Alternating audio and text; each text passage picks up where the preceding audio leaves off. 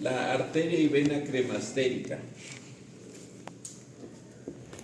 En este caso, la arteria cremastérica es una rama que se desprende de la epigástrica inferior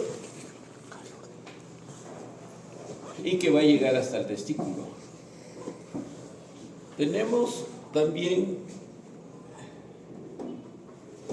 acá está, arteria cremastérica, rama de la epigástrica, vendría a ser esta de acá, que discurre por el músculo cremaster, o sea, en la cubierta del cordón espermático. Tenemos también acá la arteria deferencial, o sea, que acompaña al deferente. Esta viene a ser una rama de la vesical superior y que discurre acompañando íntimamente al deferente. Y la otra, pues, es la que ustedes conocen ya, la arteria testicular que se desprende de la aorta. Entonces, cada una de ellas es autónoma y le da irrigación en paralelo al testículo. En algunas oportunidades van a ver, sobre todo cuando se opera varicocele, que es un problema venoso, pero nosotros abordamos el paquete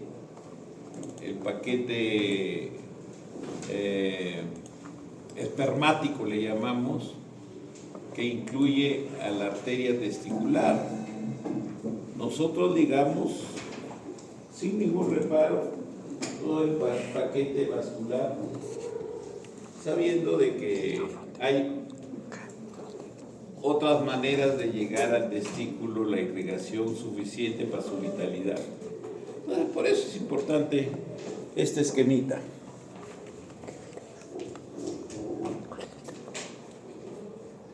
Acá tenemos una imagen ya macroscópica de lo que vendría a ser el testículo. Nosotros vemos las diferentes estructuras que componen la bolsa escrotal. Tenemos al testículo, al epidídimo y el cordón espermático que sale con el elemento principal, que es el conducto deferente, y por supuesto toda la cubierta de la capa escrotal, del escroto.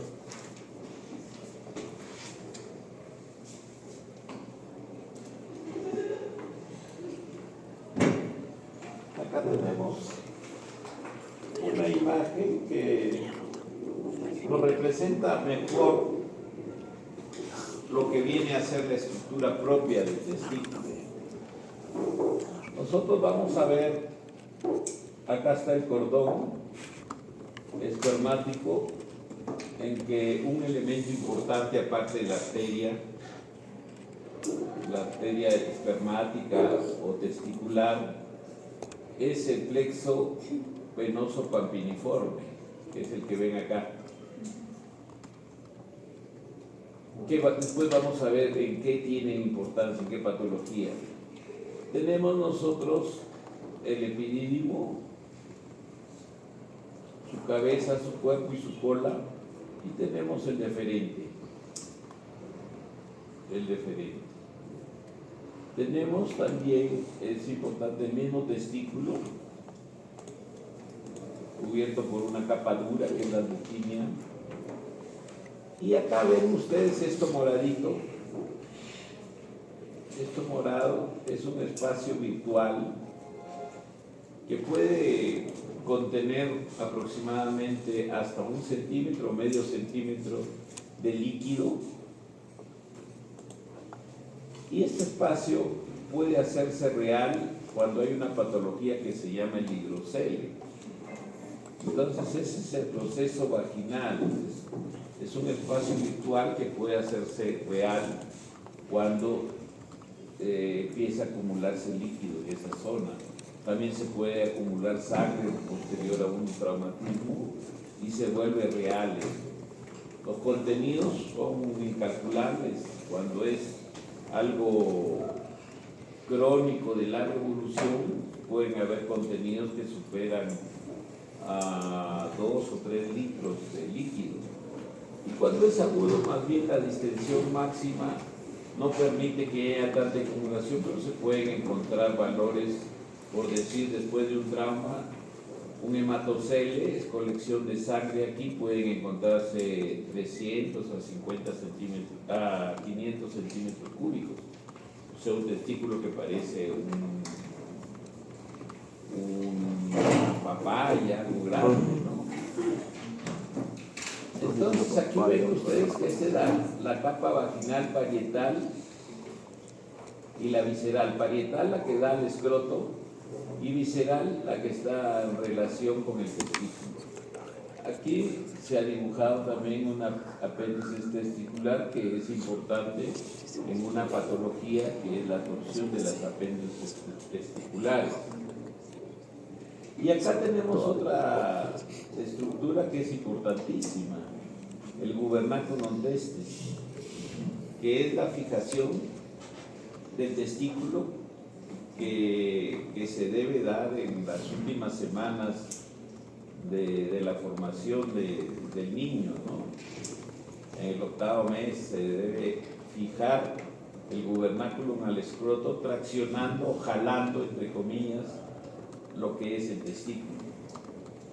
Y su ausencia representa una patología importante que puede ser la criptorquidia o puede ser la probabilidad mayor de que haya torsión testicular, porque no hay una fijeza, ¿no? El testículo está libre. Bien. Entonces, en la anatomía tenemos ya a nivel escrotal que de afuera hacia adentro se tiene primero la piel del escroto. Es una piel bastante rugosa que tiene reacción a estímulos como el frío o el estrés. Luego viene la fascia superficial, el ductus, la fascia espermática externa, el músculo cremaster, la fascia espermática interna, la lámina parietal de la túnica vaginal, la lámina visceral de la túnica vaginal, la albuginia, que es la cubierta dura que envuelve el parénquima testicular, el testículo mismo, la glándula, y el epidídimo, que es una cubierta de la parte posterior y superior del testículo. Acá tenemos un corte transversal donde se ven las estructuras más nítidamente. Aquí tenemos lo que vendría a ser la cavidad vaginal con su capa visceral y parietal. Es una cavidad virtual que puede contener un líquido amarillo citrino, claro, transparente, brillante, en aproximadamente medio centímetro cúbico. Tenemos el testículo mismo, o sea, la gonada, donde vemos pues los diferentes túbulos seminíferos. Vemos los túbulos rectos y que van a la red de testis, antes de salir por unos conductillos eferentes hacia la cabeza del epidídimo. Cabeza del epidídimo, cuerpo del epidídimo y cola del epidídimo. Acá tenemos el conducto deferente, parte importante del cordón espermático. Y hay un ligamento recto también del proceso vaginal. Es un ligamento que recuerda o es un rezago de lo que hubo una comunicación entre el abdomen, la cavidad abdominal y el proceso vaginal. Es un rezago, queda como ligamento nomás, pero en algún momento fue permeable.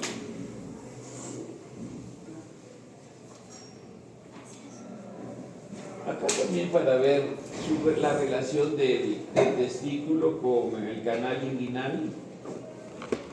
Nosotros acá tenemos al canal inguinal, mírenlo. Hay unos puntitos que es el anillo inguinal externo y el anillo inguinal interno. Entonces es atravesado por el cordón espermático. Es atravesado por el cordón espermático. Esto es importante, esta anatomía, cuando uno trata de o está solucionando problemas de criptorquidia, o sea, de testículo oculto. Entonces uno tiene que manipular todas estas zonas tratando de darle la mayor longitud al cordón espermático para que llegue y lo fijemos nosotros a manera de gobernar con un test y lo fijamos nosotros a nivel escrotal, o mejor lo hacemos nosotros en el septum intertesticular o interescrotal. En la parte media hay un ligamento fuerte que separa ambos semiescrotos y ahí lo fijamos. Entonces es importante acá, cuando uno trabaja esta zona del canal inguinal, ver una arteria muy importante, que es la arteria epigástrica. Hay que alejarse de ella porque es una arteria con bastante flujo y puede dar sangrados o colecciones hemáticas considerables. Bien, acá tenemos cómo estudiamos nosotros a un escroto. Nosotros, el mejor estudio testicular es el ecodoppler, porque el ecodoppler, aparte de ver la morfología, nos va a dar informe de la vascularización de las diferentes partes del testículo. Entonces se usa no un traductor convencional, convexo, que es el que se usa en abdomen, sino es un traductor pequeño que tiene más resolución, que es como una cajita de fósforo chiquita. Y así examinamos. O sea, el mejor examen del escroto, del testículo, es el ecodoppler. Acá tenemos imágenes de ecografía testicular en una escala de grises. Vemos un plano sagital y un plano transversal. Ven ustedes la ecotextura, que es bastante homogénea, uniforme. Incidentalmente se puede ver en algunas oportunidades lo que se llama el mediastino testicular. No siempre lo logramos ver. Acá tenemos algunas estructuras que no son fijas, no son permanentes, como esta perla escrotal, que nos da sombra acústica posterior, que es como una calcificación que no tiene mayor significado. Vemos también la túnica longinia, que no se ve en forma uniforme. Ustedes como acá lo ven. En algunas oportunidades se ve así como se ve ahora, como se está viendo en la imagen, ¿no? Por segmentos. Y vemos también, si ustedes hacen comparación en parénquima, acá en este corte del testículo, es bastante uniforme, pero acá hay unas zonas que podríamos considerar una microlitiasis.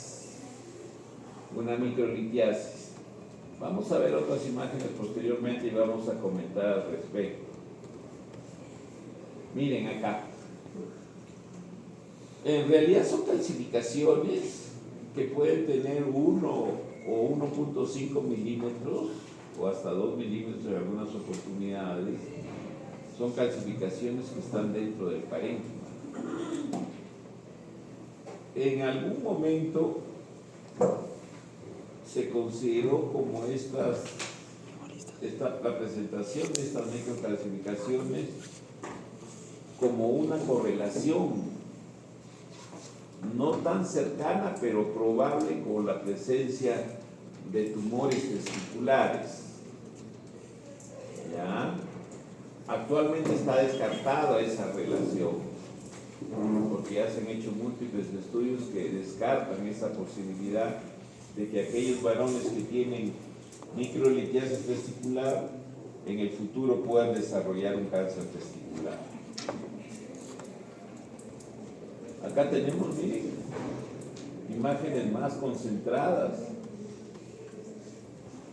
pero sí es bueno de todas maneras, porque no parece un parénquima normal, siempre estar observando, sobre todo si son tan manifiestas, tan abundantes las microcalcificaciones, estarlo chequeando o enseñarle el autoexamen al varón. Ya el varón tiene que examinarse sus testículos y debe tener el conocimiento de cuál es la turgencia del testículo. El testículo normalmente es un poco remitente, no debe ser blando, o sea, debe ser tenso, remitente y uniforme. Esa es la característica del testículo. Fácil enseñarle a que se hagan un autoexamen los varones. Y sobre todo que la presentación de algún signo o algún hallazgo patológico preocupante es muy diferente. Es con la presentación de nódulos duros, que generalmente o la mayoría de veces no son dolorosos, pero la consistencia puede delatar el inicio de la presencia de alguna neoplasia a nivel del parénquima testicular. Acá tenemos ya, miren, una formación, ya es una formación, es un nódulo que hay. Entonces, esto es compatible y si a la palpación hay dureza sin que haya dolor, entonces la probabilidad es altísima que se trate de un seminoma o un tumor testicular. Ya acá tiene otra formación ya bien organizada. Eso no debe existir en la ultrasonografía. Acá tenemos el epidídimo. El epidídimo siempre hay que observarlo. La ecogenicidad del epidídimo es semejante a la del testículo. Ven ustedes acá en la zona cefálica. El epidídimo tiene una zona cefálica, tiene un cuerpo, que acá está representado un cuerpo, que es largo, y tiene una cola.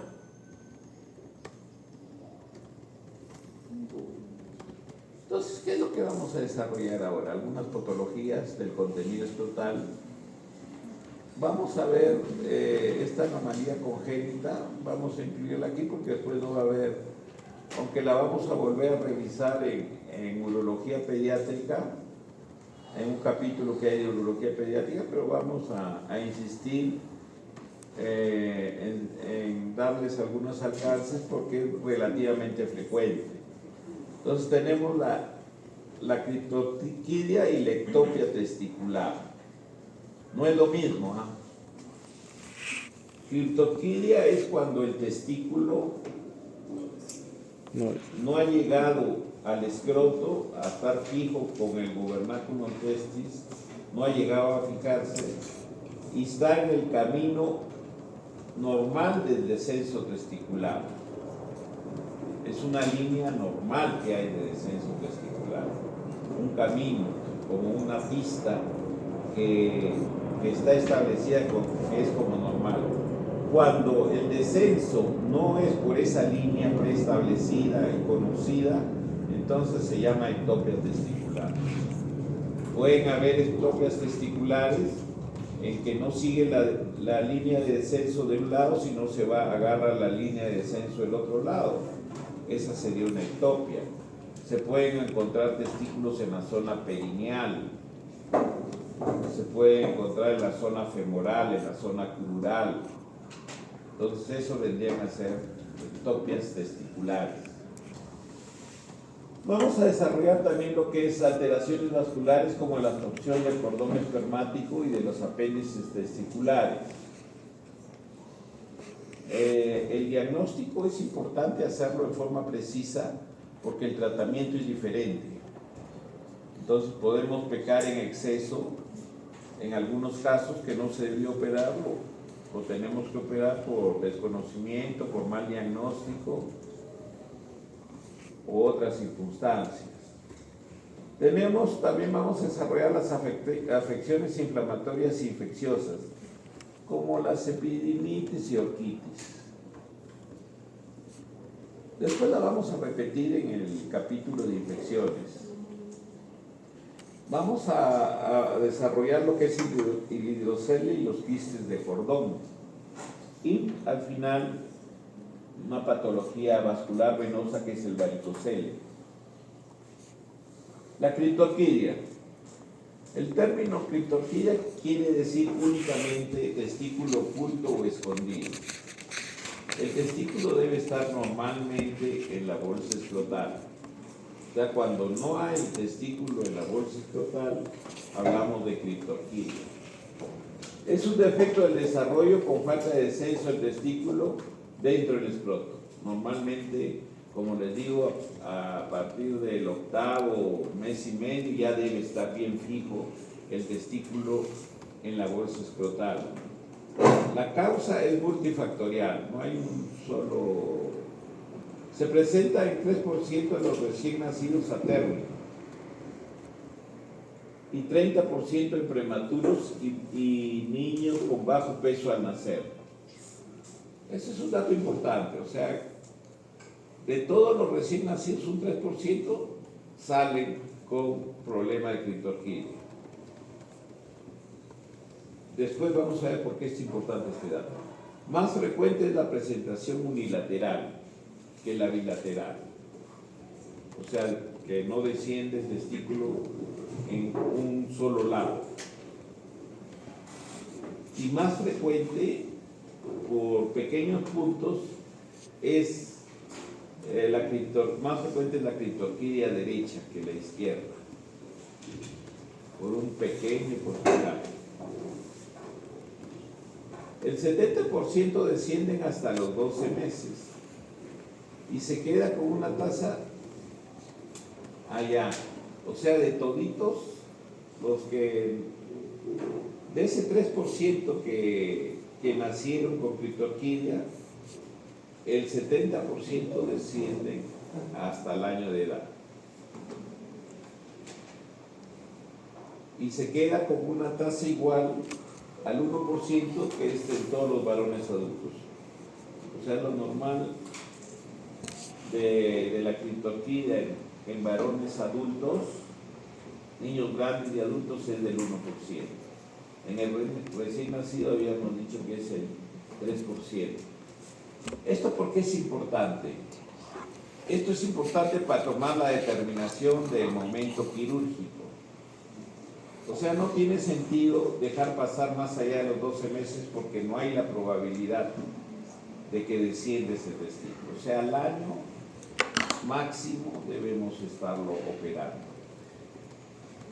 Aunque como ahora hay una subespecialidad dentro de la urología pediátrica, que es un capítulo muy grande y incluye una gran cantidad de profesionales que se dedican a esta parte, hay una subespecialidad que solo se dedica a hacer determinado tipo de patologías así, y algunos solo se dedican a hacer tratamientos quirúrgicos de criptorquidia.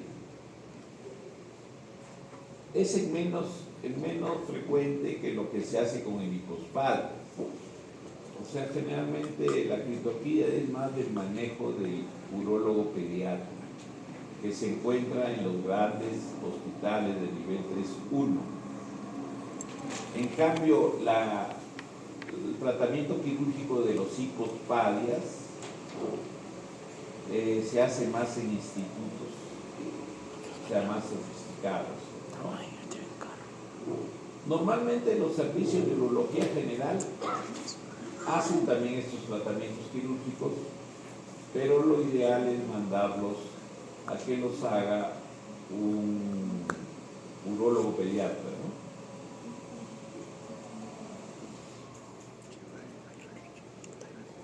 Ya, entonces ya se sabe por qué la indicación es al año de edad. Últimamente incluso se puede hacer con la utilización más del microscopio para la solución de problemas en urología pediátrica. Ellos incluso aconsejan que se los mandemos más tempranamente. O sea, a partir de los 6 meses podemos ya hacer la transferencia o tratar de nosotros mismos solucionarles el problema.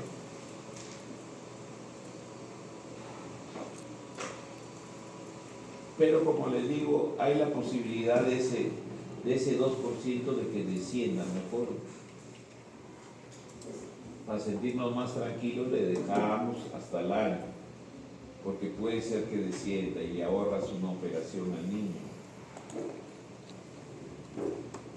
Acá tenemos la embriología del descenso testicular, básicamente para ver la línea de descenso, ¿no? La que le dije, la que le da la denominación de criptorquidia, si el descenso se produce por la línea y el stop se produce dentro de la línea normal de descenso, cosa que no sucede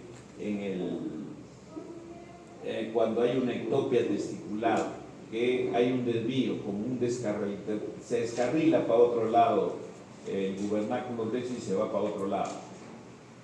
Entonces tenemos, los testículos aparecen en la cresta urogenital al segundo mes. La cavidad celómica se evagina en la inflamación escrotal donde forma el proceso vaginal a mediados del tercer mes. El proceso vaginal es muy importante para las patologías que vamos a estudiar. Los testículos comienzan a descender al escroto guiado por el gubernáculo a partir del 7º mes. El gubernáculo no es como el piloto que va manejando al testículo. Y vemos el proceso vaginal, se oblitera, aquí estaba el proceso vaginal. Se oblitera, o sea, queda como un ligamento.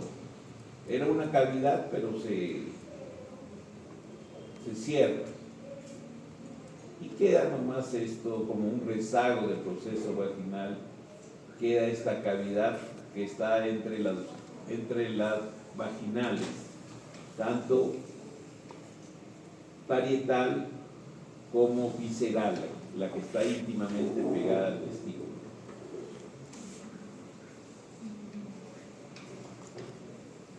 Acá tenemos una criptorquidia en que vemos pues que es un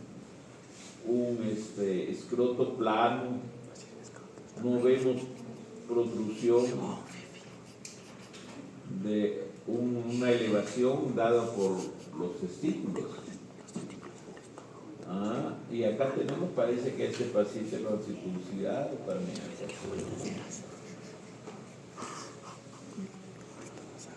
Acá, como examinamos, esta es una maniobra que hay que hacer, colocar generalmente el dedo medio y el dedo anular para evitar que se eleve el testículo y poder palparlo.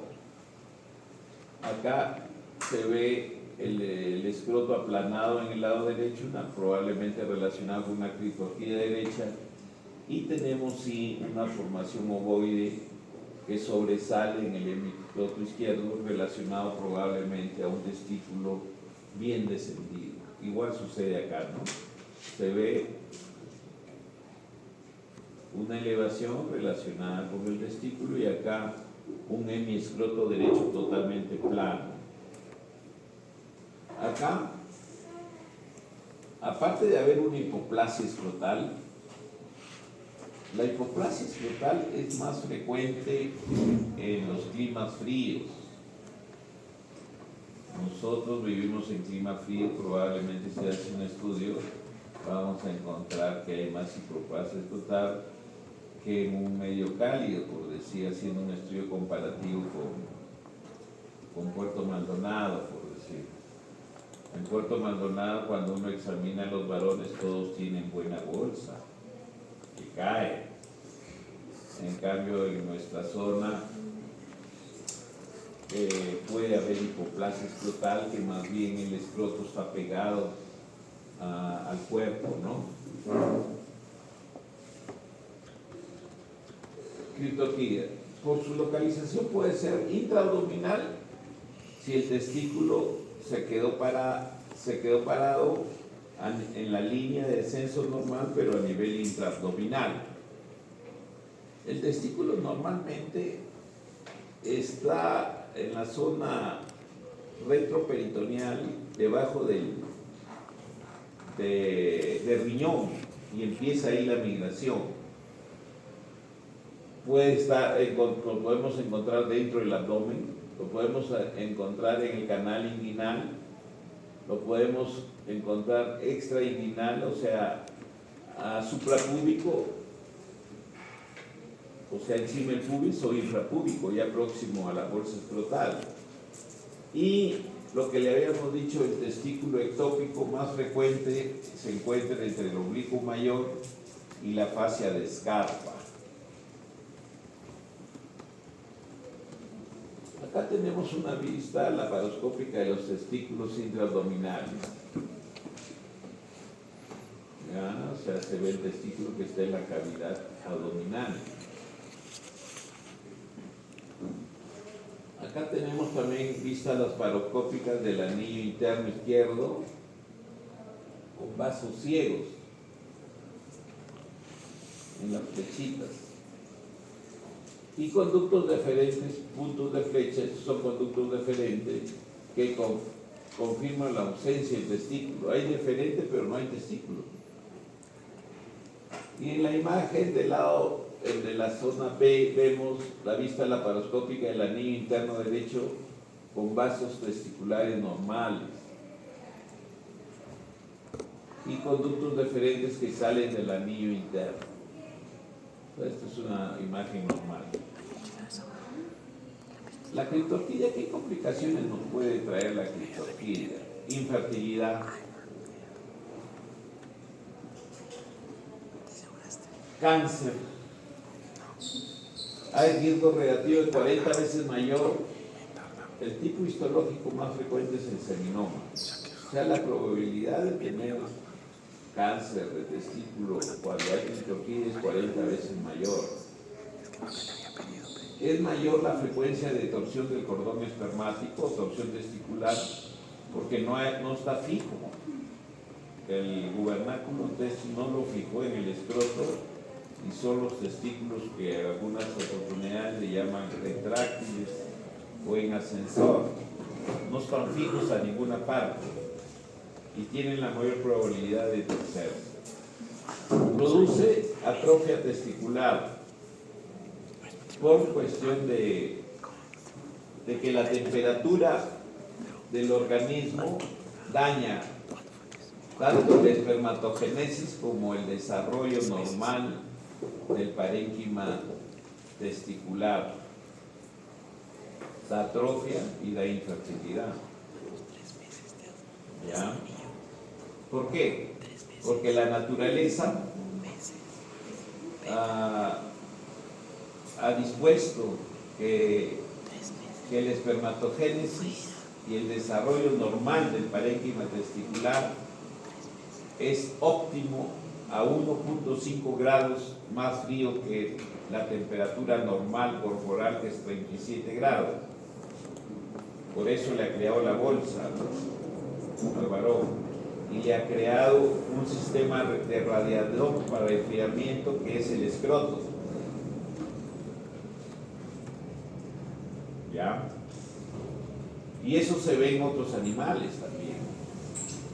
Por ejemplo, en las aves, el macho tiene los testes bien pegados a las alas, a la parte posterior, para que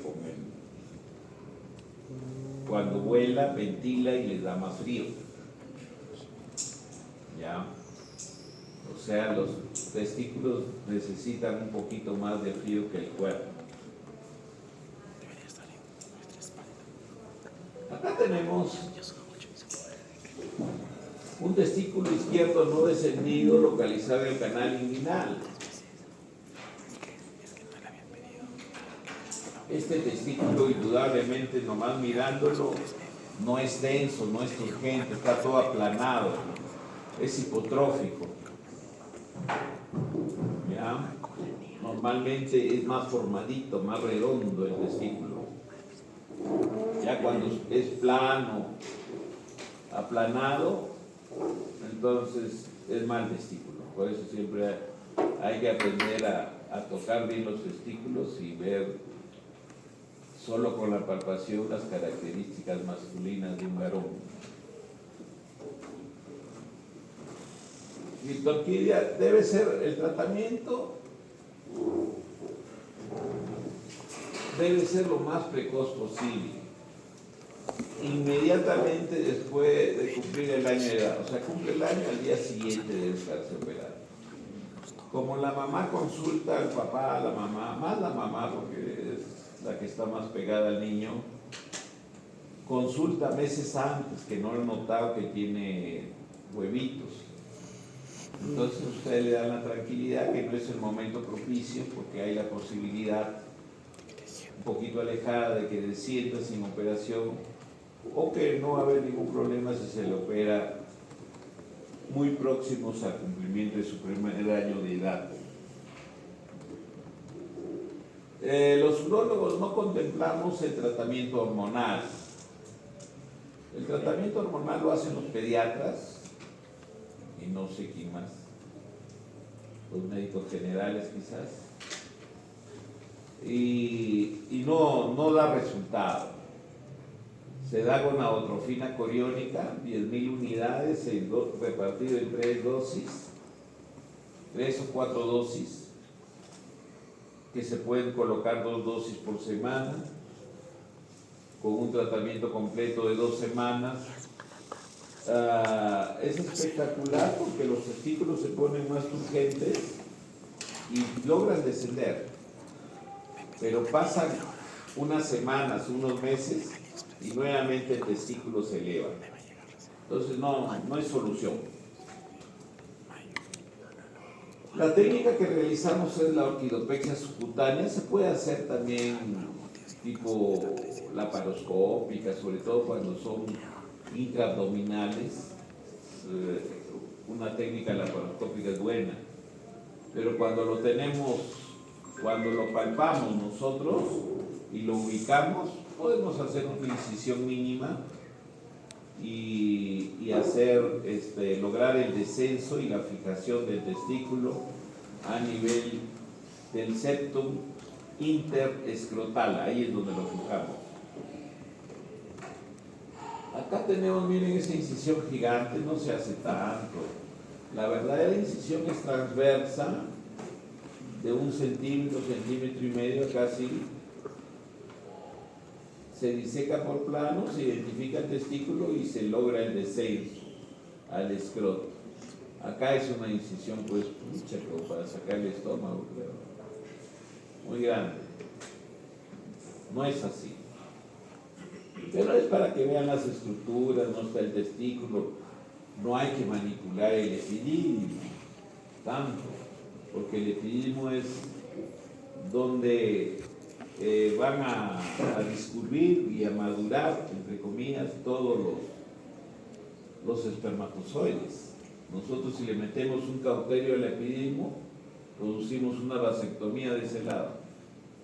O sea, no hay que hacer esas maldades. ¿Ya? Hay que disecar muy bien y hacer el pasaje del testículo hacia abajo está bloqueado. Nosotros generalmente, como son niños pequeñitos, con el dedo meñique creamos un paso. Haciendo una incisión en el escroto, jalamos el testículo y lo fijamos.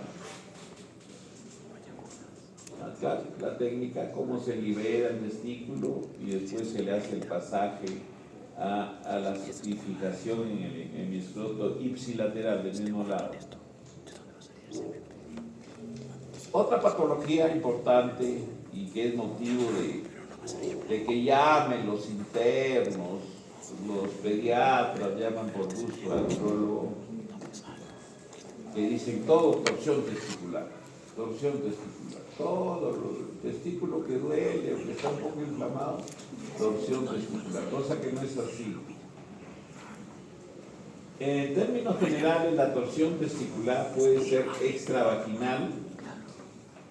Ustedes ya tengan el concepto de qué es la cavidad vaginal. Es aquella cavidad virtual que está formada por la capa visceral del testículo y la parietal del escroto.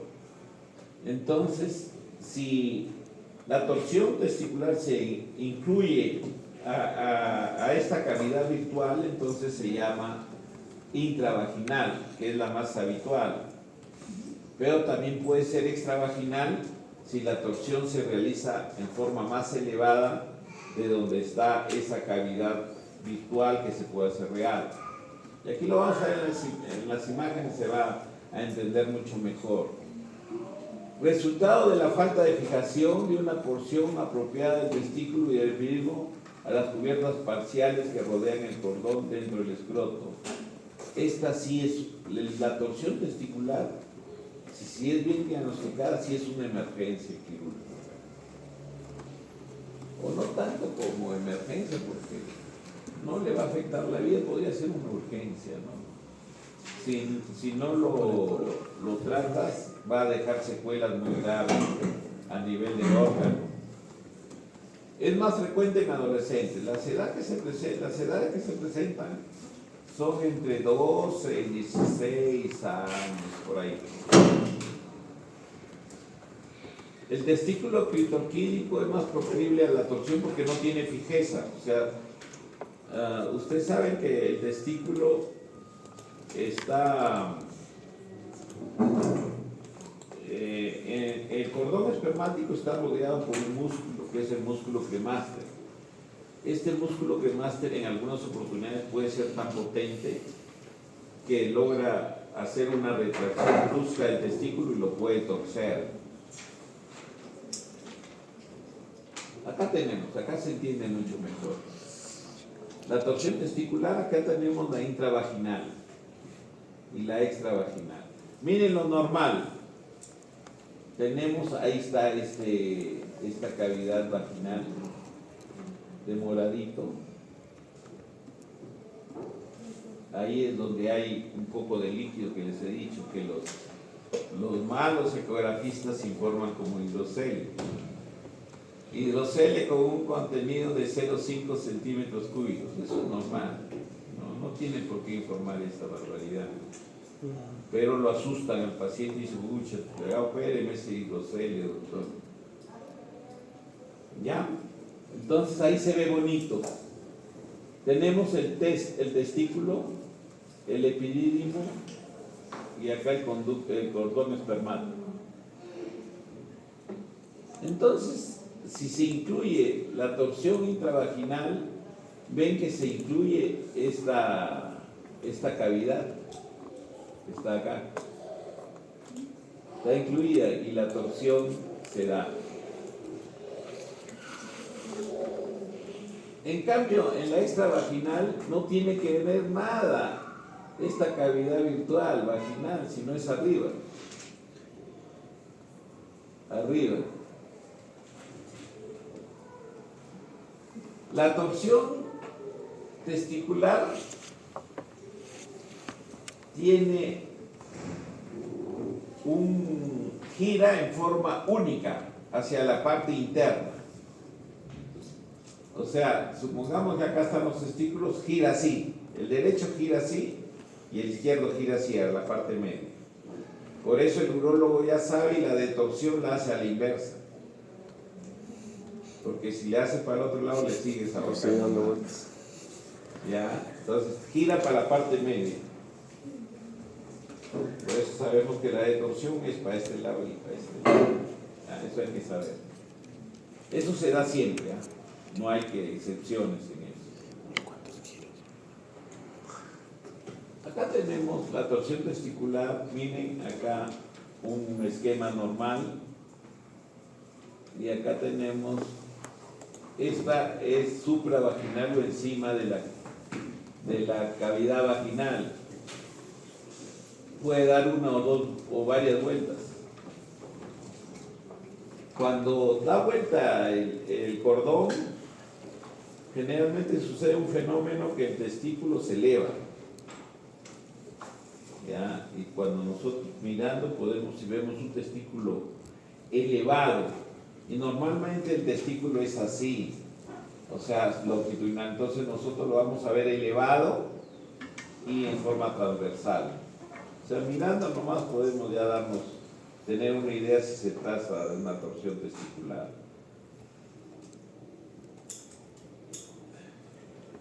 Acá tenemos ya uno que es intravaginal, o sea, incluye esa cavidad vaginal, o sea, es bajo, no en el cordón arriba, sino abajo.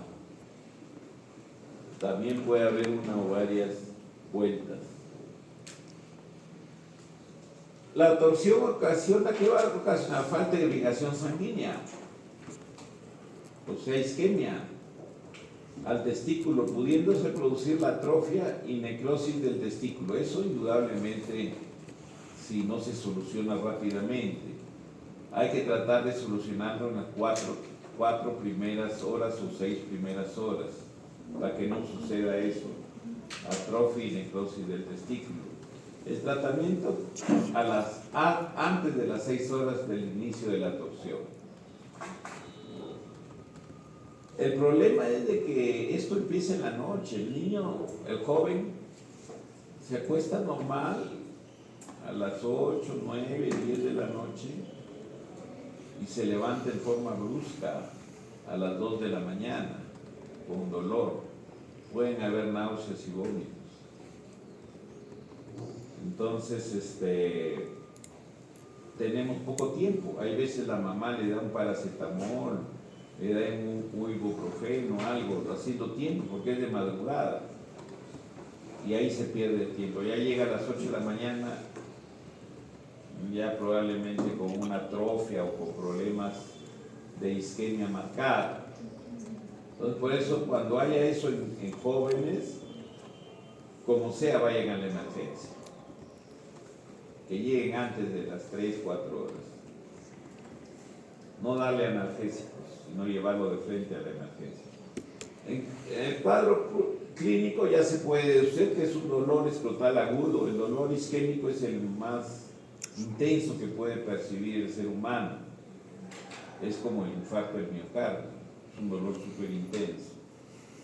O sea, la isquemia del parénquima testicular también es muy intensa.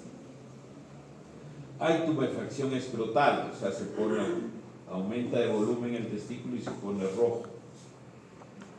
Generalmente es de inicio brusco.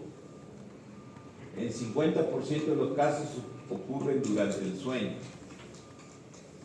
Puede haber náuseas y vómitos. Puede haber hiperpirexia, que no es tanto. 38 grados de temperatura pueden tener oral.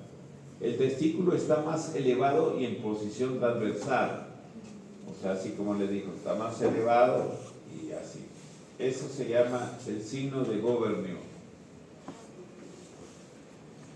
Al elevar el testículo hacia la sínfisis pubis, ya cuando está examinando el urólogo, aumenta el dolor si yo empujo hacia la línea inguinal, hacia la zona superior, le aumento la isquemia, la torsión y le duele más. Entonces ese es el signo de PREM positivo, que es sinónimo de que sí hay torsión testicular.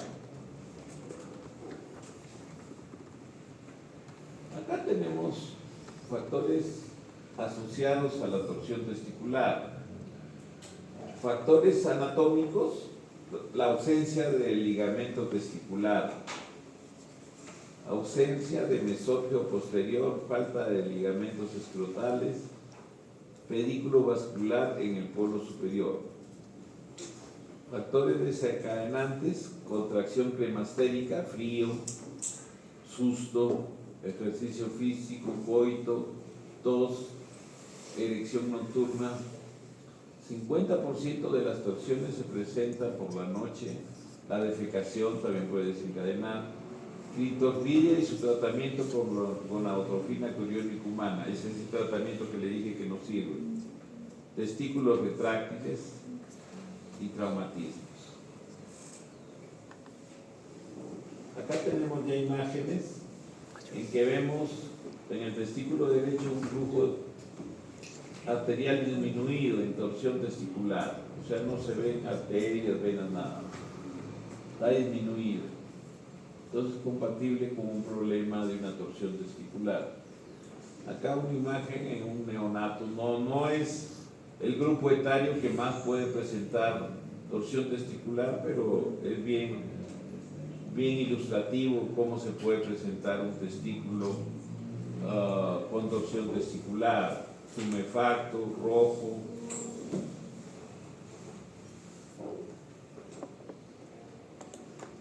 Este es un signo clave, ¿no? Ausencia del reflejo cremasteriano. ¿Ustedes conocen cuál es el reflejo cremasteriano? ¿Alguno lo ha hecho alguna vez en examen neurológico? Creo que esa rosa y asciende. O entre compañeros de estudio. No tuve el placer. Entonces ustedes estimulan la parte interna del músculo proximal y normalmente el trimestre se contrae, lo eleva el testículo. Ese es el reflejo cremasteriano. Entonces acá, cuando hay torsión testicular, no hay ese reflejo. Ustedes le estimulan y no se mueve el testículo. No hay contracción cremasteriana. El diagnóstico, les había dicho, la ecografía Doppler, para visualizar la ausencia de irrigación de la gonada, del testículo. La centellografía testicular, donde se va a observar una hipocaptación del radio trazador. Esto es más complejo porque no tenemos nosotros esos cambios. Más a la mano se puede tener un ecodoppler, ¿no? Tratamiento. Aquí sí es quirúrgico. O sea, si se hace el diagnóstico con todos estos signos que les hemos mencionado, y sobre todo también que viene antes de las 6 horas, entonces nosotros lo preparamos e inmediatamente entramos a sala de operaciones. En sala de operaciones se puede intentar la destorsión, que ya les dije que es opuesta al repliegue medial, o sea, para afuera, ¿cierto? Se hace la distorsión, se ve si es viable el testículo y se hace la ortidopexia, se fija con un punto que generalmente es de Vickrey, cogiendo el parénquima testicular, no cogiendo el epidídimo, porque si coges el epidídimo, estás haciendo una vasectomía de ese lado. Si no, coges el parénquima testicular y lo fijas a un ligamento duro potente que es el septum interescrotal o testicular. La técnica obliga a hacer la fijación del testículo contralateral también. ¿Por qué? Porque la probabilidad es alta que si ya hizo una torsión testicular de un lado, puede hacerlo al otro lado. O sea, hay que explicarle a la mamá o a los padres de que la técnica incluye también la fijación del otro lado, porque ellos van a decir, pero si acá era el problema, ¿para qué le ha tocado el otro lado? Le explican ustedes que hay la posibilidad alta de que haga torsión del otro lado. Acá tenemos la torsión testicular, rotación del genital sobre su eje provocando una estrangulación del cordón espermático y la consiguiente isquemia.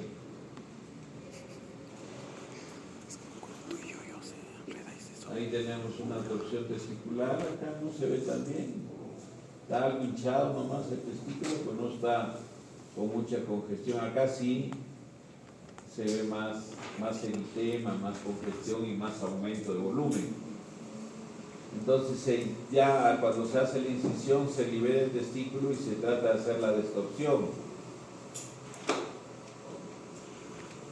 Al hacer la distorsión nosotros observamos por unos 3 a 5 minutos de que la irrigación o el color del testículo sea vital, ¿no? Que sea rosado, que veamos que está llegando irrigación.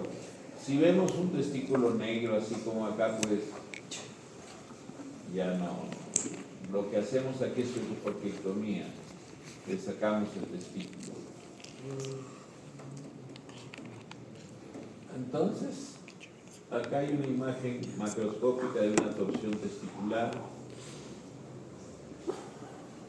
Aparentemente ya no hay manera de darle vitalidad a este tejido. Acá un recién nacido que tiene una torsión testicular no es tan frecuente en el primer año de edad, los primeros meses. Habíamos dicho que lo más frecuente es entre los 12 y 16 años. Ya, pero acá se ve pues de que hay una torsión marcada, probablemente ya con isquemia del testículo, ¿no? Este es el gran diagnóstico diferencial de las torsiones testiculares, la torsión de las apéndices testiculares y epididimales. Entonces hay que saber hacer el diagnóstico diferencial para no someterlo a una cirugía por gusto al paciente. Los apéndices testiculares son restos de conductos de Müller y los de epididimo son remanentes de los conductos de Wolff. Y aquí los vamos a ver, estos apéndices. Son lengüetitas que salen ahí. El cuadro clínico, igual que la torsión, es dolor de inicio brusco. Más frecuente en personas jóvenes, igualito, entre 12 y 16 años. Dolor localizado en el polo superior del testículo. Esto es bien difícil discernir, pues. Preguntarle a un niñito que está que grita de dolor, decirle, oh, te duele en la parte de arribita del huevito y en la parte de abajo. Todo me duele. Todo eso es difícil. Pero teóricamente debería ser así, ¿no? Este es otro signo que da el diagnóstico diferencial. Acá sí hay reflejos premasteriales, porque no había torsión del cordón, sino nomás se torció un pedacito del apéndice. ¿Ya? O sea, hay reflejos premasteriales. Usted le estimula la parte interna del muslo y va a haber una contracción del cremaster con elevación del testículo. Es común encontrar un punto azulado por debajo de la piel escrotal. O sea, esto también son estructuras de 3 milímetros, 4 milímetros. Ver el puntito azulado es difícil, porque hay eritema, hay edema, todo, ¿no? Pero se puede ver, ¿no? Sobre todo cuando el niño, el joven, es de piel blanca y piel delgada. Entonces nosotros podemos ver ese punto azul. Cosa que no sucede en nuestra raza, que somos piel más oscura, más gruesa. No vemos punto azul. Entonces, el punto azul corresponde pues al apéndice infartado, que se ha doblado sobre su eje. Acá tenemos la anatomía de los apéndices testiculares. Tenemos el apéndice del testículo mismo. ¿Ya? Entonces este se dobla, da vuelta sobre su eje y da un cuadro semejante o bien parecido a la torsión testicular. Tenemos acá nuestro epidídimo, tenemos apéndices del epidídimo en la zona cefálica, en la zona de la cabeza, y en la cola también están los vasos aberrantes de Haller, que también son apéndices, ¿no? Y acá tenemos los vasos aberrantes de Haller inferiores, ¿no? Inferiores en la parte más distal y superiores en la parte distal, pero menos distal comparativamente, ¿no? Acá tenemos los órganos de Giraldez, que son apéndices ya del cordón, del deferente básicamente. Cualquiera de estos da el mismo cuadro clínico, la torsión de cualquiera de uno de ellos, ¿no? Acá tenemos lo mismo que habíamos puesto atrás. Tenemos acá un apéndice testicular que le han puesto bastante grande, normalmente no es tan grande. Acá tenemos los órganos de Giraldez en el deferente, las apéndices del epididimo y acá los vasos aberrantes de Haller, ¿no? ¿Cuál es la más frecuente? Pregunta de examen. A ver, ¿cuál sería el apéndice testicular, no? Con 22%. Le sigue el apéndice del epididimo y le siguen los órganos de Giraldez y los vasos aberrantes. De repente la pregunta es, ¿cuál es la menos frecuente? ¿Ya? Y ahí lo jalamos. Sí, de todo es papayito, pero ustedes no sé por qué fallan. Acá tenemos, aquí hay una transiluminación, miren. Se pone un foco de luz y se ve a trasluz, se ve como un foco encendido, como esas luces de la discoteca, se ve, ¿no? Entonces tenemos torsión de los apéndices, pico de incidencia 10 a 14 años. Habíamos dicho 2 y 16, ¿no? Fallamos con 2. 10, 14, 16 añitos.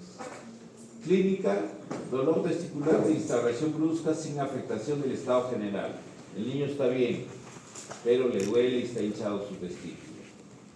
En fases iniciales es posible palpar el apéndice torsionado por transiluminación. Ahí se ve el punto azulado bien difícil. ¿Ven? Por ahí debe estar el punto azulado. O gota azul también se llama, ¿no? Transcurridas unas horas aparece un hidrocele reaccionario. Hidrocele es acumulación de líquido inflamatorio. Y un escroto inflamado que dificulta la palpación, siendo el diagnóstico mucho más difícil. Entonces acá tenemos pues normal, ahí está el apéndice del testículo, del Morgani, y acá ya se torció totalmente el apéndice y nos da la torsión del hidátide del apéndice del Morgani. ¿Qué es la más frecuente? Dentro de las torsiones dentro de las torsiones que da un cuadro semejante a la torsión testicular, es la más frecuente. Acá tenemos, miren, ya una hidátide Morgani que es dependiente del testículo. Aquí está en la parte intermedia, pero la hidátide Morgani es dependiente del testículo. Acá está el epididimo. Entonces, no es que está dependiente del epididimo, sino del testículo. Tratamiento es médico, esa es la gran diferencia. El otro era quirúrgico, ¿no es cierto? Entonces, acá si tú haces un buen diagnóstico, le ahorras una cirugía al niño. Si estás seguro, si le haces reflejo cremasteriano, le haces el signo de Pre y todo eso, y determinas de que no es una torsión testicular, entonces le ahorras una cirugía. Lo mantienes en reposo, le das tratamientos analgésicos. Generalmente esto cede a los 3, 4, 5 días, cede. Ya se murió el apéndice, pues, pero ¿qué le va a hacer una apéndice chiquitita muerta ahí? Nada. Entonces hay que calmar el dolor y que esté en reposo el niño y hacer un buen diagnóstico de la clave. Otra patología, el hidrocele. El hidrocele viene a ser el aumento del volumen de uno o ambos hemiescrotos, en uno o ambos hemiescrotos, por acúmulo de líquido sedoso amarillento en la cavidad vaginal. Ya cuando hablamos de cavidad vaginal, ustedes ya saben cuál es la cavidad vaginal. Normalmente tiene 0.5 centímetros cúbicos de líquido y es una cavidad casi virtual, pero se hace real si se empieza a acumular líquido. Imagínense que se acumule 1 litro o 2 litros, se ve un hemiescroto gigante. Hay dos tipos de hidroceles, congénitos, llamados congénitos, y los adquiridos. Los congénitos se caracterizan por persistencia del conducto peritoneo vaginal. Ese conducto peritoneo vaginal es el rezago de lo que fue, que lo creó cuando el testículo empieza a descender y a fijarse en el escroto. Deja un conducto que hemos dicho que queda después como un ligamento, que se cierra ese proceso vaginal. Entonces acá la persistencia de el no cierre, provoca que el líquido peritoneal, normalmente hay unos 5 a 10 centímetros cúbicos de líquido en la cavidad peritoneal, ese líquido se viene hasta el escroto y se hincha. Y es un hidrocele, realmente es un hidrocele, pero es un hidrocele congénito, por una falla ahí en el cierre de ese proceso vaginal. Entonces los congénitos se caracterizan por persistencia del conducto peritoneo vaginal. Puede cambiar de tamaño con los esfuerzos y la postura. ¿Qué quiere decir? Que la mamá se da cuenta de que el niñito cuando hace pichito, hace caquita o llora o se ríe, se hincha el escroto del líquido, porque la presión intraabdominal hace que el líquido se vaya a esa cavidad, la cavidad vaginal. La mayoría cierra antes del primer año. Esta es otra cosa que hay que tener presente. Este conducto peritoneo vaginal cierra espontáneamente, puede cerrar hasta el año de edad. O sea que es un despropósito y una negligencia o una mala leche o qué sé yo, de que un urólogo o un cirujano pediatra opere un niñito de estos con hidrocele congénito a los 6 meses. Hay que darle el chance. Al año, si no cerró el ese, entonces ya le hacen la cirugía que corresponde, pero no por gusto va a aceptarle, ¿no? Antes del año de edad nunca se debe operar un hidrocele congénito, en otras palabras. Los adquiridos o del adulto también llamado hidrocele adulto pueden ser secundarios a traumatismo local. Orquitis, epididimitis. Las orquiepididimitis pueden dar hidroceles secundarios.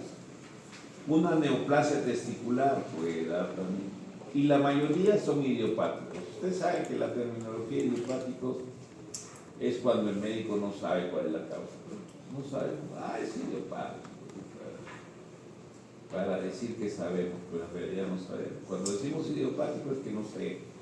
No puede decir no sé. Entonces estos, la mayoría son idiopáticos. ¿Ustedes creen que lo que habíamos comentado antes de que había un poco de líquido en la cavidad vaginal, en el adulto habíamos dicho que puede ser medio centímetro cúbico? ¿Ustedes que ese líquido está ahí años tras años o semanas tras semanas, o ese líquido se recambia? O sea, tiene que haber un sincronismo entre lo que se exuda y lo que se absorbe, ¿no es cierto? Para que siempre haya 0,5. Pero ¿qué sucede si por algún mecanismo se secreta más y se absorbe, o se absorbe menos, entonces se acumula? Ese es el hidrocele idiopático. Está relacionado con microtraumatismo, dicen, ¿no? Que los que son de Chumbivilca, no hay nadie de Chumbivilca, ¿no? Que suben caballos, ellos tienen mayor probabilidad. Teóricamente también los ciclistas de alta competencia, de montaña, porque fraccionan, están estimulando, friccionando la zona, ¿no? Esas son teorías, pero no creo que sea tal, aunque haciendo las estadísticas, si algunos se dedican, sí vienen más de esa zona donde montan caballo. ¿Ya? Nosotros los urólogos, ténganlo presente, somos enemigos del ciclismo, del motociclismo, de esos malos hábitos que hacen, no sé si lo seguirán siendo, escuché a algún salchicha acaba de decir que el primer año lo cargan al niñito, su padrino, y le friccionan los huevitos. Eso no se debe hacer. ¿Ya? Somos enemigos del ciclismo, está asociado con infertilidad. O sea, dése una vueltita por ahí nomás, pero no que irme a 3, 4, 5 horas subiendo ahí montañas, no. Motociclismo tampoco, motocross, ni que hablar. ¿Ya? Bien. Acá tenemos, miren qué bonito esquema. Acá tenemos el acu, negro lo han puesto, no sé, lo de yo poner celestito, no como aguito, amarillito. Negro lo han puesto, bueno. De repente es africano. Ya, entonces acá tenemos nuestro testículo, nuestro epidídimo, y aquí está la cavidad vaginal llena de líquido. Ya, este es el hidrocelio. Y acá tenemos el proceso vaginal que se cerró. Este es el conducto peritoneo vaginal que se debió cerrar. Antes del nacimiento se cierra. Y queda un ligamento nomás. ¿Ya? Entonces este es el hidrocelio. Ya lo conocen, el hidrocelio. Acá tenemos, nomás para recalcar, ¿no? Tenemos aquí la persistencia parcial del conducto peritoneo vaginal. Miren, tuvo suerte que se cerró acá felizmente. Si no, iba a tener un hidrocelio del niño. Este es el proceso vaginal que se cerró. Acá es normal, miren, no hay este conductito no existe acá, se cerró. Este es normal. ¿Ya? Y acá en cambio persiste, miren. Entonces, esto de acá vendría a ser un hidrocelio congénito del niño pediátrico. ¿Ya?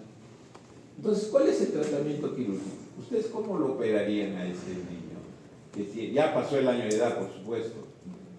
Porque antes sí, pues, es para meterlos presos y lo operan antes. Y ahora ya saben por qué. ¿Cómo se hace? El abordaje es a nivel inguinal. Se hace una incisión inguinal, se puede aperturar el canal inguinal si quieren, si son muy detallistas, si no hay nomás en el anillo inguinal externo, salen las estructuras del cordón y ustedes le aprietan la barriguita y se va a llenar el testículo, el proceso vaginal se va a llenar. Va a aumentar de volumen el testículo. Entonces ustedes en esa apretada se dan cuenta que como un fideíto se moviliza, cuando aprietan se dilata. Ese es el conducto peritoneo vaginal. Ese lo disecan, lo ligan y se acabó. Ya por fisiopatología ya no lo va a alimentar el líquido de la cavidad intraabdominal, no lo va a alimentar. Entonces, y si se quedó un poquito de líquido acá, se nos pide nomás, porque ya sabemos que no se va a llenar.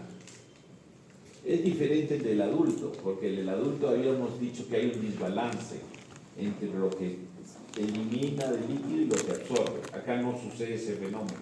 Acá la fisiopatología es que se viene el líquido de la cavidad peritoneal. ¿Ya? Entonces está claro. Entonces es facilito operar esto, pues. Acá lo mismo para recalcar, un escroto normal, hidrocelio no comunicante, no comunicante es el del adulto. O sea, está cerrado todo el proceso vaginal con un ligamento. Pero acá está abierto. Entonces es un hidrocelio comunicante o del niño, o neonatal, o pediátrico. Entonces la cavidad, el líquido de la cavidad abdominal se viene acá. Hidrocelio, acumulación de líquido entre las túnicas visceral, la luquina y parietal al final del testículo. Aquí está el hidrocelio. Entonces más ya no podemos recalcar toda esta rapalla. Cuadro clínico, en mi escroto aumentaba de tamaño, piriforme, parece una palta grande, esas grandotas, que no son de... Hay una palta que sí es muy bonita, es la de Limatambo, por ahí hay unas paltas. En cambio, las piriformes son esos que vienen de Abancay, grandazas. Ausencia de dolor. No hay dolor en el hidrocele, a pesar de que es grandazo. Yo he visto hidroceles que van hasta la rodilla, así que tiene como 4 litros de líquido. Pero no le duele, se lo palpo, no duele. El testículo está desplazado hacia abajo y es de difícil palparlo. Ese es otro signo importante. En el hidrocele no logran ustedes decir, aquí estoy palpando el testículo. Mentira, no se puede palpar. Diagnóstico es clínico, no es necesario hacerle eco, Doppler, ¿por qué? Porque ya sabe que es líquido. Le hacen una transiluminación y se ilumina como si fuera un foco. Eso se llama transiluminación positiva. El ultrasonido, si tienes a la mano, le haces y te das cuenta de que es un líquido totalmente anecoico, compatible con líquido. Ahí está la transiluminación. No se ve testículo, miren. Acá tenemos un esquema que nos muestra igual. Ahí la transiluminación y la ecografía.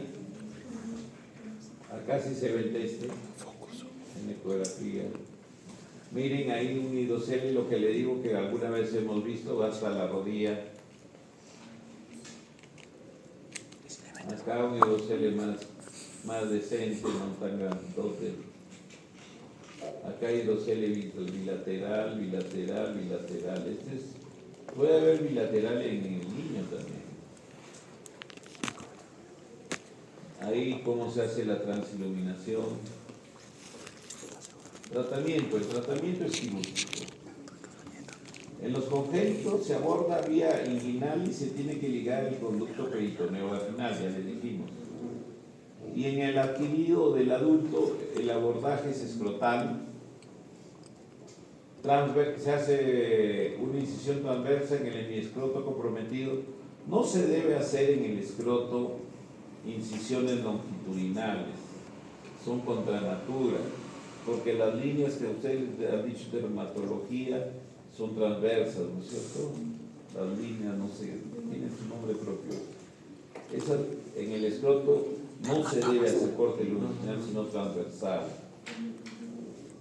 Porque van a ver hasta urólogos, pero de todo hay, ¿no? Es que no tiene mucha experiencia, a veces hacen cortes longitudinales que son contra la naturaleza, ¿no? Porque van contra las líneas de... Y se realiza la resección. Hay que recortar la túnica vaginal. ¿Por qué? Porque imagínense, esas túnicas vaginales tienen un peso considerable porque están engrosadas. Si se las dejas ahí le va a hacer mucho bulto. Entonces recortas pegado al testículo y la eviertes, la vaginal, para que no vuelva a haber posibilidad de que haya una cavidad continente, o sea, que contenga algo. Lo eviertes. Cortas la vaginal acá y en lugar de cerrarla, no la cierras sino por atrás la cierras, para que no se colecte nuevamente. Esa es la técnica que se usa. Se llama recorte y eversión de la vaginal, es la técnica. Entonces acá miren cómo sale. Aquí le han hecho corte longitudinal o transversal, parece longitudinal. Este es para el niño, no se hace una incisión transversa y se va a buscar el conducto peritoneo vaginal, que ya saben cómo lo encuentran. Apretamos el abdomen, se llena y se dilata el conductito. Lo separan, lo ligan, lo cortan y se acabó todo. Acá sale este líquido. El líquido generalmente es como orina, amarillo citrino, claro, brillante. Acá está muy bien hecho. Este sí. Corte transversal, así se hace el corte. Ya se hace la evacuación de la vaginal, todo. Acá está cómo se recorta la vaginal y en lugar de hacer el cierre acá así, se cierra por atrás. Se unen los bordes de esto que lo que se ha recortado va afuera, a la calle, para el gatito. Y se hace una incisión por atrás. ¿Ya? Entonces esa es la técnica, es simple. Quistes de cordón. Se producen por la persistencia parcial del conducto peritoneo vaginal. Ustedes imagínense en las imágenes, recuerden las imágenes en que hay un conducto peritoneo vaginal. ¿Qué pasa si este conducto peritoneo vaginal se cerró por partes? Se selló por partes. Entonces van a formarse acúmulos de líquido que son los quistes de cordón.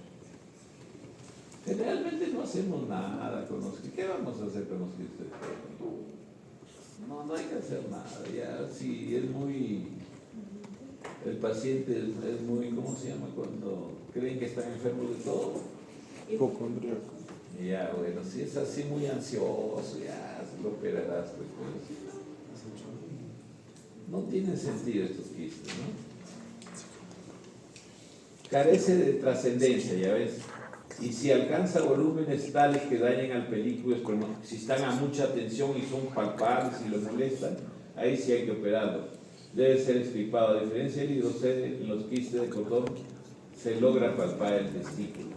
¿Ustedes se acuerdan que decíamos que en el hidrocele no se puede palpar el testículo? Acá sí se palpa el testículo. Acá hay unos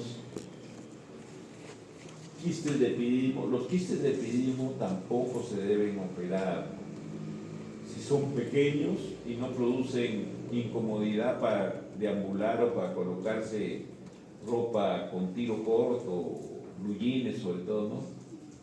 Si no le molesta, no hay que hacer nada. ¿Por qué? Porque nosotros estamos muy próximos al epidídimo. Si nosotros usamos electrocauterio o lo que sea, esos conductitos tienen un calibre de 1 milímetro, medio milímetro. El solo hecho que yo lo toque con el electrocauterio ya lo cerré, ya vasectomía de ese lado. Entonces, lo ideal es operar, cuando ya molesta mucho, operar, pero cuando ya ha tenido descendencia. ¿Ya? Hay que cuidar a la especie, porque ahora ya no quieren tener tantos hijos. Antes se tenían 10, 12, 14 hijos. Un hijo quiere máximo, ¿no? El espermatocele. Son quistes de epididimo que si le molesta tanto, se le dice, ya ten dos hijitos, y después esperamos. Acá los espermatoceles. Ahí está cogiendo un apéndice del testículo, probablemente el Morgani. Entonces ahí nosotros cuando entramos a sacar un quiste y vemos estas apéndices, las cogemos con una pinza y le ponemos el cauterio y las achicharramos para que no haya torsión de ellas en el futuro. ¿Ya? Hay que darle tranquilidad al paciente cuando llega hipocondríacos. Cuando son hipocondríacos, si viene, se examina, hay un tumor ahí, me duele. Entonces hay que tranquilizarlo, decirle que no, que son globitos de agua, que el 100% son benignos, etcétera, etcétera. Acá es quistes de varicocele. Yo creo que esta es la parte final ya, la recta final, como dicen, ¿no? Es un síndrome caracterizado por la dilatación y elongación de las venas del cordón espermático y clínicamente por la inversión de la corriente sanguínea. ¿Qué quiere decir eso? Las venas son el plexo pampiniforme, o sea, el testículo sale en una red que es el plexo pampiniforme, un montón de venas que se van juntando y en el canal inguinal generalmente son una o dos. En el retroperitoneo, antes de llegar a la desembocadura normal, que es a la vena renal, ya hay una. hay una vena espermática. O sea, empieza un montón de venas que es el plexo papiliforme, en el canal inguinal ya quedan dos, en el retroperitoneal queda uno que va hasta la vena renal. ¿Y qué quiere decir eso de inversión de la corriente sanguínea? Normalmente la sangre arterial sale del corazón y va a la parte más distal, va a la punta del dedo gordo, va al testículo, al epidídimo, a todo sitio va, ¿no?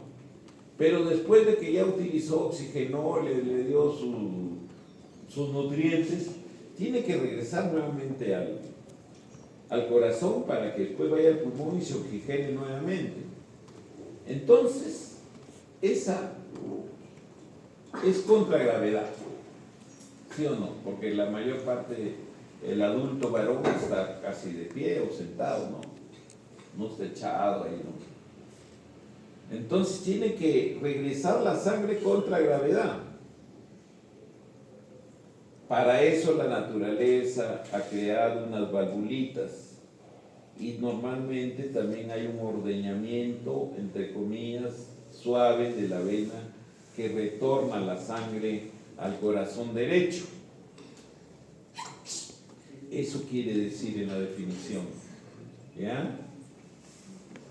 ¿Y por qué es esto? Es que el hombre, no sé cuántos millones de años, pero antes de que se pare a caminar como el chimpancé, porque es el que más se parece a nosotros. Ellos no son nuestros abuelitos, los chimpancés. O sea, caminaba así, en cuatro patas.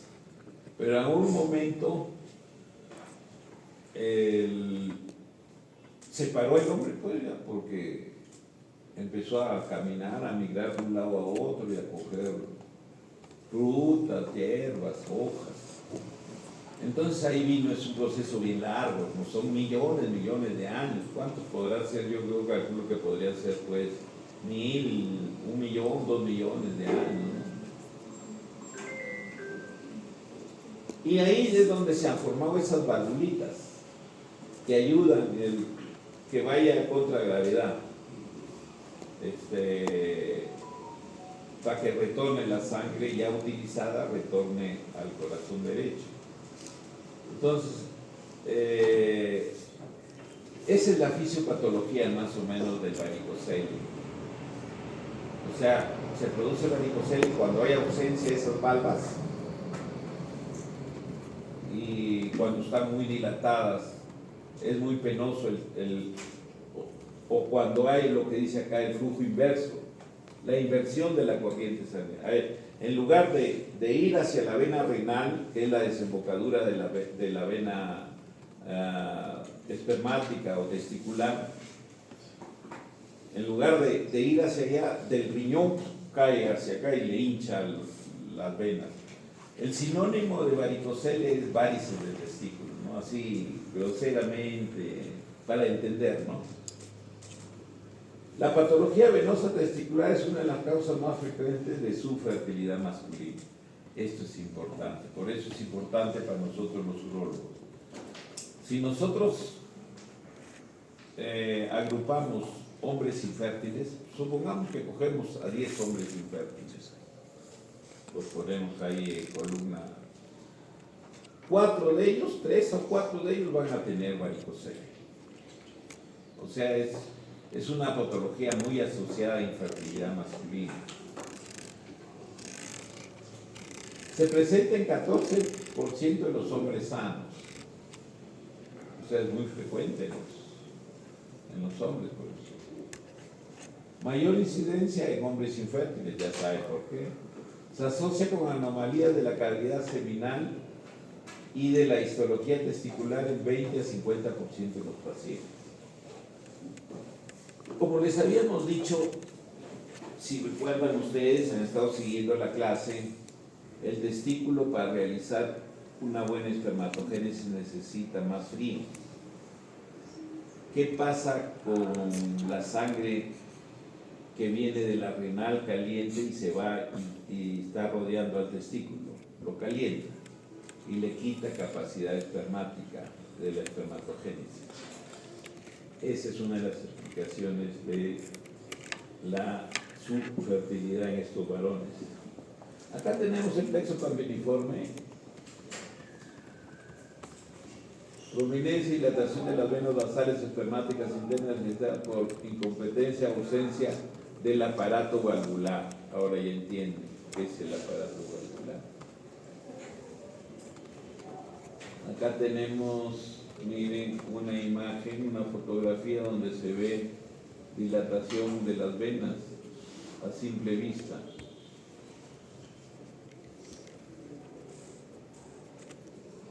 Acá este es un bonito esquema porque nos ve cuál es el camino que sigue el retorno venoso. Aquí está el plexo papiliforme. Aquí en el canal inguinal no es uno, generalmente son dos venas que van. Acá ya en el retroperitoneo se vuelve una. Y es la vena espermática que va hacia la renal y entra en ángulo de 90 grados. Ustedes ven.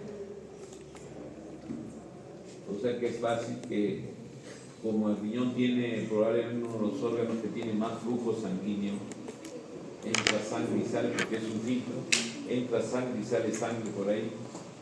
Entonces se viene para acá y me dilata las venas del plexo papiliforme. Pero ¿qué pasa en el otro? Esto explica por qué el 90% de los varicoceles son izquierdos, la anatomía del ser humano. En el lado derecho la vena espermática entra con ángulo de 45 grados a la vena cava. Entonces no hay el efecto gravedad. ¿Ya? No hay el efecto gravedad. Entonces por eso es más frecuente el varicocele en el lado izquierdo. Cuando nosotros tenemos varicocele en el lado derecho, estamos obligados a descartar de que haya un efecto compresivo retroperitoneal, que puede ser un tumor retroperitoneal, un quiste, algo, que me está causando ese éxtasis, esa dilatación de las venas. Normalmente no debe haber. Y en el 10%, ¿por qué se presenta? Porque esos tienen una variante de lo normal. La espermática desemboca en la renal derecha, que es bien cortita.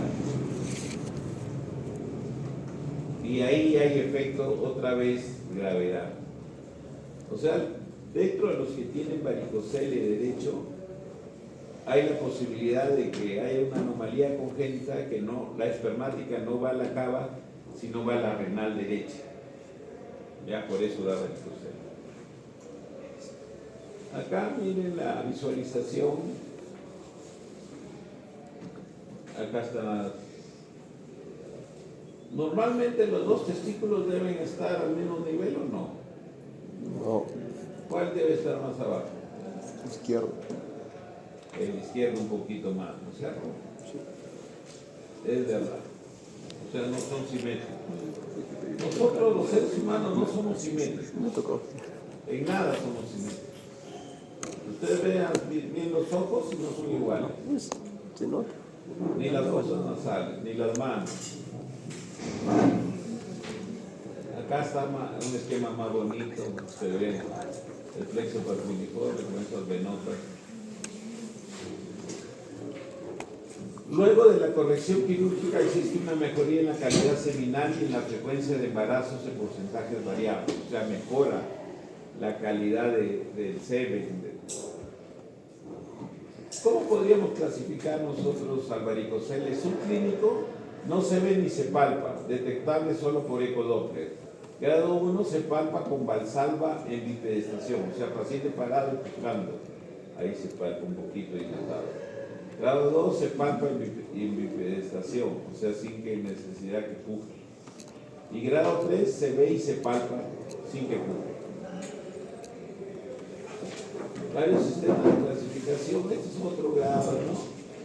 Grado 1 pequeño, palpable solo con el paciente de pie y realizando maniobra valsalva. Grado 2, palpable en bipedestación sin necesidad de valsalva. Y grado 3 o grande, visible a través de la piel escrotal y palpable en pacientes en decúbito supino, o sea, echado.